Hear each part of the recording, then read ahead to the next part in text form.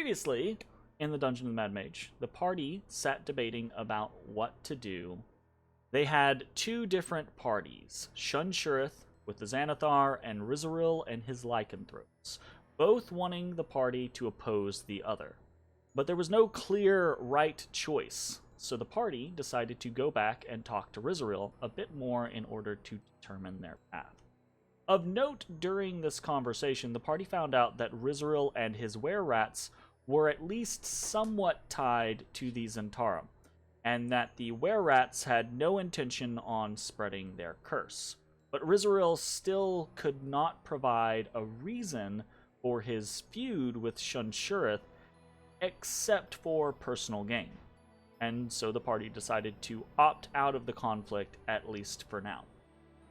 Leaving the base de resistance, the party explored the surrounding area, finding little of interest, so they headed southwest, past the Cold Room, to the south of the Spider Burrows, and there found treasure on a skeleton in an armoire. With fewer and fewer choices in direction, the party decided to head back to the Deadeye's watchpost. There they found a pack of Grick feasting on the carnage they had left behind. The party quickly dispatched the creatures and then headed southward, where they found a long, red-lit hallway, at the end of which they could see two ballista, which may or may not have been animated at the time, thanks Roll20. So, deciding not to risk whatever trap or conflict this hallway might pose, the party headed further south, down a long, twisting hall. There they found stairs leading down to the next level of the dungeon. But they also found a large hall to the south, covered in defaced, dwarven iconography, red glowing lights, and stone tentacles. As the party explored here, they were plagued by strange sightings out of the corners of their eyes, the tentacles writhing behind their backs. At the end of the Great Hall, the party found a door leading south and a great set of double doors leading west. Opting to explore the west, the party opened these massive double doors and found huge undead dragons standing there. The dragons opened their skeletal maws in mock roars and leapt into action, charging the party. Ashes was immediately taken by a supernatural fear and fled, but Matashtai and Bones held their ground, bracing against the terror. And then it all stopped. The party blinked a few times and saw great dragon skeletons, yes, but ones held together by wire and stonework, long decayed with time and most definitely immobile. Yet another trick played by the madness of this place.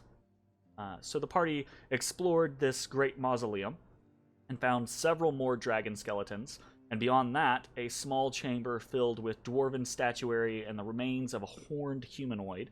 But finding nothing further of interest, the party headed back to the Great Hall and its southern door. Beyond this door, the party found a strange creature, a small cube of metal. With spindly legs and delicate wings, it marched counterclockwise around a cluster of caryatids, beautiful elven figures facing inwards towards a magic circle. At first, the party had no idea what to make of this scene, but Matashtai used his hoary spirit to commune with the creature, discovering its name was Halastron, and that it had been charged with protecting these statues, as well as a list of other particular duties. The party also discovered that these statues could cure petrification, and that Halaster supposedly had a nearby menagerie to the east. Utilizing this knowledge, the party did what all parties do. They went west instead. Where they happened upon two owlbears, emaciated from hunger, who immediately attacked the party. But they were easily defeated. After looting the room and harvesting the creatures, the party continued westward, finding a room covered in ash, and then a long upward sloping hallway. In venturing down this hallway, the party triggered a trap, and a giant boulder came careening down upon them. Matashtai was able to flee in time, and Bones was able to throw himself out of the way, but Ashes and Ezrah were both hit by the boulder, with Ezrah being knocked unconscious. In the aftermath, the party healed Ezrah and sent Bones to investigate the trap. He found a switch in the next room and flipped it, hopefully undoing the trap. Then, hurt, the party rested, only to be stumbled upon by a group of floating green eye creatures who seem to be looking for the source of the kerfuffle. Hey everybody, thanks for watching. If you enjoyed the video, consider leaving a like, commenting, or subscribing. It really helps me out.